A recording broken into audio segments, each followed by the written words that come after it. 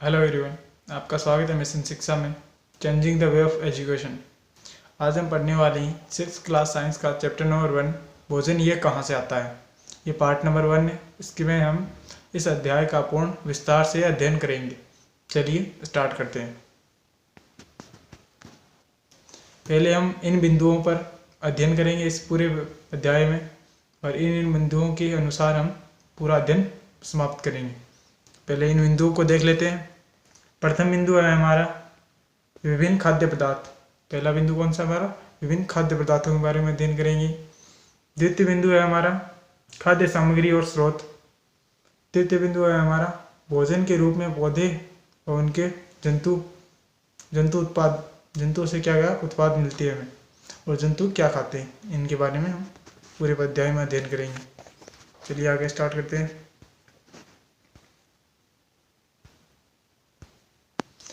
पहला हमारा बिंदु आया। पहले बिंदु से पहले एक छोटा सा पॉइंट है हमारा कि भोजन की आवश्यकता क्यों होती है। भोजन की आवश्यकता हमें किस लिए होती है? यदि हम आप भोजन तो समझते हो कि भोजन क्या होता है, जो हम हर रोज़ खाते हुए वो भोजन होता है हमारा। भोजन की आवश्यकता के इसलिए होती है क्योंकि हमें एक निश्चित समय अंतराल के बाद ऊर्जा की आवश्यकता होती है, और भोजन हमें क्या देता है? ऊर्जा देता है। इसलिए हमें भोजन की आवश्यकता होती है। ये देखिए, करी है, ये मछली है।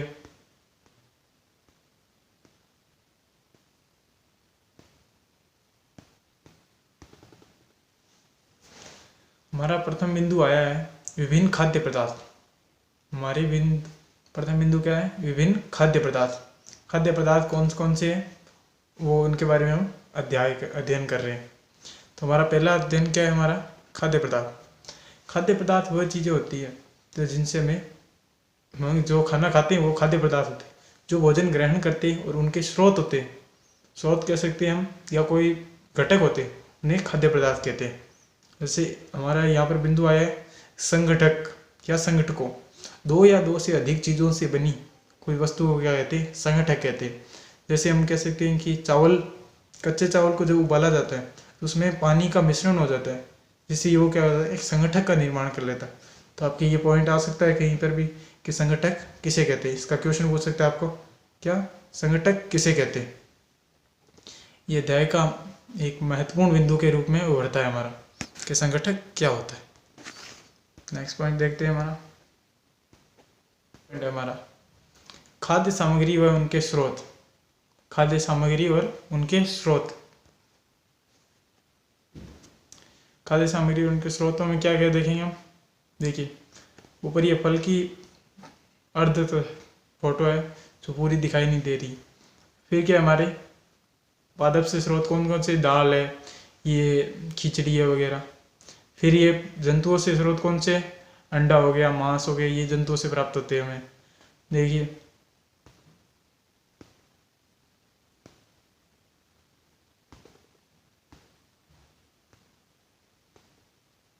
कुछ अन्य पदार्थ जैसे दूध, अंडा, मुर्गा, मछली, सिंघा, मांस आदि के क्या होते हैं? जंतुओं से हमें प्राप्त होते हैं। ये जंतुओं से प्राप्त होने वाले पदार्थ हैं जो हमें जंतुओं से प्राप्त होते हैं।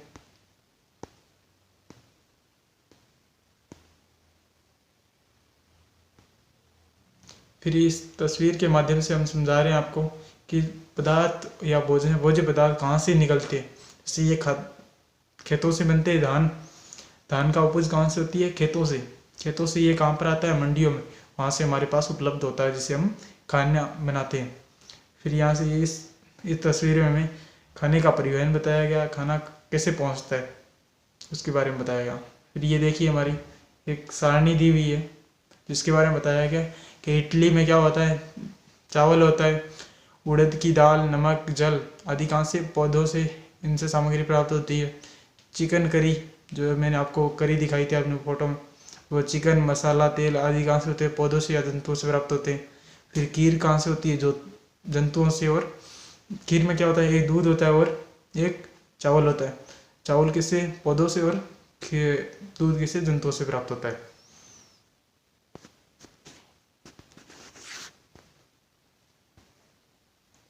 फिर हम अगला नेक्स्ट पॉइंट हमारा क्या है? भोजन के रूप में पौधों के भाग व जंतु उत्पाद।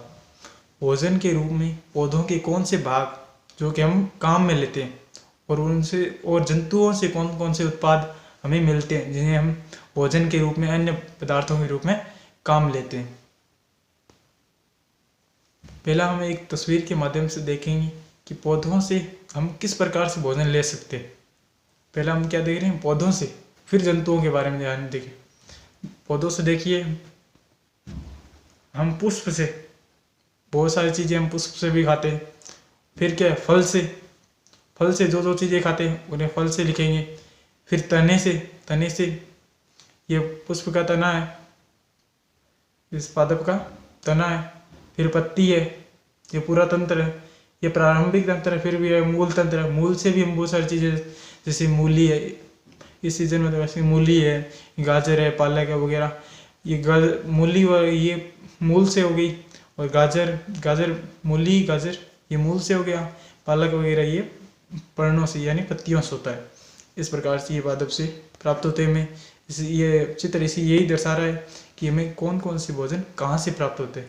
कौन सा हमें फूल से प्राप्त होता है, कौन सा पत्ती से प्राप्त होता है, कौन सा मूल से प्राप्त होता है। ये दे हो रहा है। इसी बिंदु में हमारा आगे है कि पौधे हमारे भोजन का मुख्य स्रोत है। हम पौधे से कौन कौन से भाग उपयोग या खाद के रूप में करते हैं, खाद के रूप में ग्रहण करते हैं। हम पत्तियों वाली सब्जियों को खाते हैं, हम बहुत सारी सब्जियां खाते हैं पत्तियों वाली सब्जी, जैसे पालक खाते हैं, पालक खा सकते हैं हम, अनेक प्रकार की सब्जियां होती है। कभी पुष्प भी खाते होंगे, कई बार खाते हैं, बहुत सारे पुष्प होते हैं जिनका हम ग्रहण करते हैं। कभी कभी जड़ भी खाते हैं या तना भी ग्रहण करते हैं। जड़ के रूप में आपको बताया हमने, गाजर मूली खाते हैं। तो कभी कभी यह सीताफल या काशी फल के फूलों को भी चावल की पिट्टी में डुबोकर और तलकर कचौरी के साथ खाया होगा।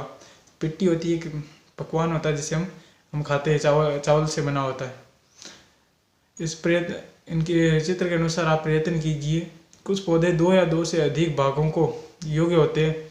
जैसे हम किसी का नाम ले सकते हैं, जैसे सरसों का ले सकते हैं। सरसों में क्या होता है, बीज और तना या पत्तियां, इनसे साग का निर्माण। उदाहरण के लिए सरसों का बीज से हमें तेल प्राप्त होता है, और इसके उपयोग से साग, पत्तियों के उपयोग से साग बनाया जाता है।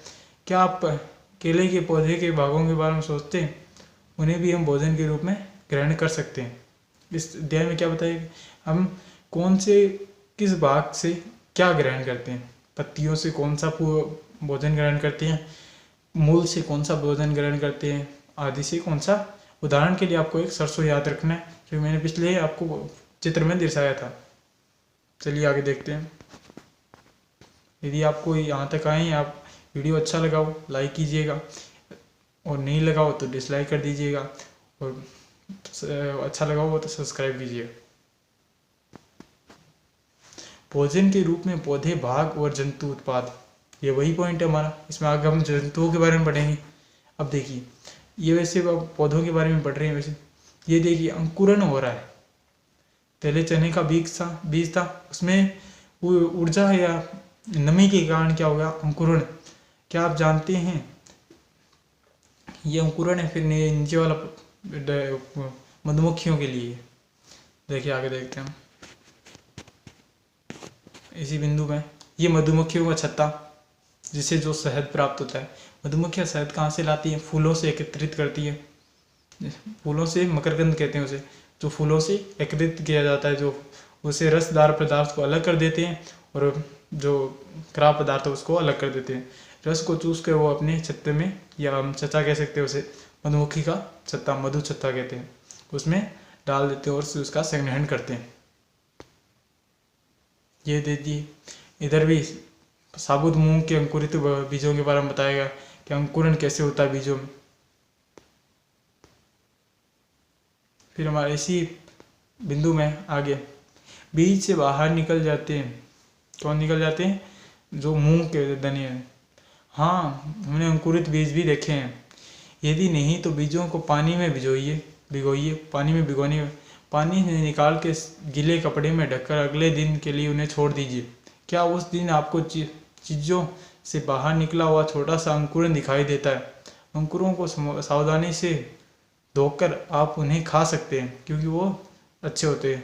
बोले उन्हें खा सकते हैं। ये वो क्या आप जानते हैं कि शहद कहाँ से आता है? क्या आपको पता है शहद कहाँ से? ये क्वेश्चन आ सकता है आपके। प्रश्न क्या पूछेगा कि बताइए शहद कहाँ से आता है, शहद कहाँ से आता है या कैसे उत्पादित किया जाता है। क्या आपने एक मधुमक्खी का छत्ता देखा है जहाँ बहुत सारी मधुमक्खियाँ भिन्न भिन्न आती है? भिन्न मधुमक्खियाँ फूलों से मकरकंद यानी मीठे रस को, मैंने आपको पीछे बताया था, जो मकरकंद होता है उसे मीठा रस कहते हैं। मीठे रस को एकत्रित करती है और इसे छत्ते में भंडारित करती है। फूल और उनके मकरकंद वर्ष में केवल एक ही समय में एकत्रित किया जाता है, अतः मधुमक्खियाँ इस मकरकंद को भंडारण कर लेती है ताकि पूरे वर्ष उसे उपयोग में लिया जा सके। छत्ते में से मधुमक्खियों द्वारा भंडारित भोजन को शहद के रूप में उपयोग किया जाता है। जो वो मकरकंद फूलों से या कहीं और से लेके आती है, जो मीठा रस होता है, वो अपने छत्ते में एकत्रित कर लेती है, फिर पूरे वर्ष उसका उपयोग करती है, तो उसे क्या कहते हैं? शहद कहते हैं। अब हमारा चौथा पॉइंट है, अंतिम बिंदु हमारा क्या है? जंतु क्या खाते हैं? जंतु क्या खाते हैं उसके बारे में हमें बताना है। चौथा पॉइंट, जंतु क्या खाते हैं। ये देखिए, मैं आपको मेरी स्क्रीन इधर ले देता हूँ। जंतु क्या खाते हैं? जो जंतु केवल क्या है? जो जंतु केवल पादप खाते हैं, जो जंतु केवल पादप को ग्रहण करते हैं, वे क्या कहलाते हैं? वे क्या कहलाते हैं? शाकाहारी जंतु कहलाते हैं। उसके उदाहरण क्या है? गाय है, भैंस है, बकरी है इत्यादि। बहुत सारे जंतु आपने देखे होंगे आपके दैनिक जीवन में जो कि केवल पादपों का ग्रहण करते हैं, पादप ग्रहण करते हैं, वो क्या कहलाते हैं? शाकाहारी। फिर हमारा सेकंड पॉइंट क्या है? जो जंतु केवल जंतुओं को खाते वे मांसाहारी कहलाते हैं। जैसे शेर, चीता, तेंदुआ, आपने ये देखा होगा इनको, जो केवल मांस का ग्रहण करते हैं, वो शेर, चीता, तेंदुआ होते हैं। जो जंतु केवल जो जंतु क्या, तीसरा कौन सा हमारा? जो जंतु केवल पादप व दूसरे प्राणी भी ग्रहण करते, दोनों प्राणी ग्रहण करते हैं। जैसे जंतु, जो जंतु पादप और प्राणी दोनों को खाते हैं, जैसे मनुष्य हो सकता है, हमारा बिल्ली होगा, ये कौवा हो गया, ये क्या कहलाते हैं? हमारी सर्वाहारी, जो सभी चीज़ों को ग्रहण करते हैं। इनके नाम में ही है बेसिक। देखिए, शाकाहारी, शाक का मतलब पादप, फिर मांस का मतलब मांस, फिर क्या है? सर्वाहारी यानी सभी चीज़ खाने वाले, वो क्या कहलाते हैं? हमारी सर्वाहारी कहलाते हैं। शाक खाने वाले जो जंतु केवल पादप खाते हैं वो शाकाहारी कहलाते हैं। गाय, भैंस, बकरी जो जंतु केवल जंतुओं को खाते हैं वे मांसाहारी। शेर, चीता, तेंदुआ जो जंतु केवल प्राणियों या दूसरे जीवों को खाते हैं वो क्या कहलाते हैं? सर्वाहारी। आपको मैंने सारे एग्जाम्पल्स बता दिए, इनको अच्छी तरह डिस्कशन कर लिया हमने। अब हमारा एंडिंग में है प्रमुख बिंदु, जो आपके प्रमुख बिंदु लास्ट में आते हैं, जो आपके बुक के लास्ट में दिए हुए हैं प्रमुख बिंदु कौन कौन से, उनके बारे में डिस्कशन करेंगे। संगठक, मैंने आपको स्टार्टिंग में बताया, संगठक दो या दो से अधिक चीज़ों से बनने वाली वस्तु क्या कहलाती है? संगठक। घटक, लास्ट में क्या? संघ प्लस घटक, आधा न है वो, संघटक, संघ प्लस घटक। फिर खाद, यानी कोई चीज़ खाने वाली, वह वस्तु जिसे हम खाया जा सकता है, वो क्या कहलाती है? खाद कहलाती है।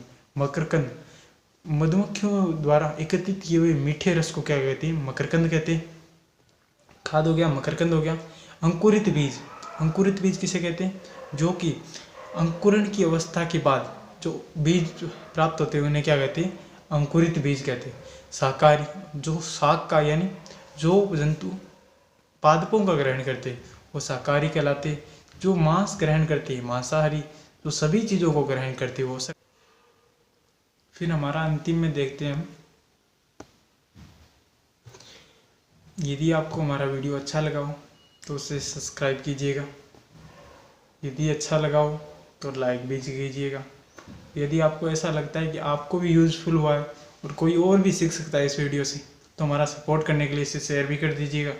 और आपको जो भी क्वेश्चन होते हैं इस वीडियो में, जो भी डाउट्स होते हैं आपकी बुक से लेकर रिलेटेड या क्वेश्चन से रिलेटेड, तो आप हमें कमेंट सेक्शन में कमेंट करके बताइएगा कि आपको क्या डाउट है।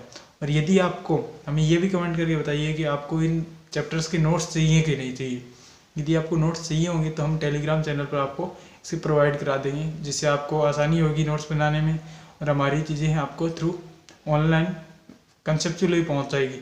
आपको पता चल जाएगी हम किस तरह से पढ़ाते हैं। हम क्या आज के बाद फ्रिक्वेंटली वीडियो डालते रहेंगे हर रोज़, एक दिन के बाद दूसरे दिन, ऐसे करके हम पूरे चैप्टर्स कंप्लीट करवाएंगे आपको। तो आप हमारे साथ बने रहिए। धन्यवाद।